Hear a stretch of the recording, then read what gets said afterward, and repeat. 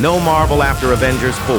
This phrase has become a common belief among many fans, but what you may not know is that this fate also applies to the Russo Brothers, the directors of Avengers Endgame. In the Marvel Cinematic Universe (MCU), they were practically gods, able to turn 22 movies into a perfect conclusion, but once they stepped outside the MCU, they faced a downfall. Their films either received terrible reviews or were ignored completely. So the question is, how did these two directors go from creating box office legends like Avengers Endgame to almost forgotten films? This wasn't just a coincidence. Their success in the MCU and failure outside it share a common logic. Identity is not absolute. It depends on your environment. Before they became famous, the Russo brothers were just directors of comedy TV shows. They worked on a quirky family sitcom called Arrested Development, which was later canceled but became a cult classic on Netflix. That show even won them an Emmy, but their real turning point came with Community. The brothers proved they could juggle multiple characters in a single scene without missing a beat, keeping the pacing tight. Marvel's president, Kevin Feige, watched a few episodes and slammed his hand on the table, saying, "Bring these guys in for an interview tomorrow." It's hard to believe, but the future of the MCU was shaped by a few episodes of a comedy show. Even more incredible, that decision turned out to be spot on. When the Russo brothers got the call for Captain America: The Winter Soldier, they weren't asked to reinvent the wheel.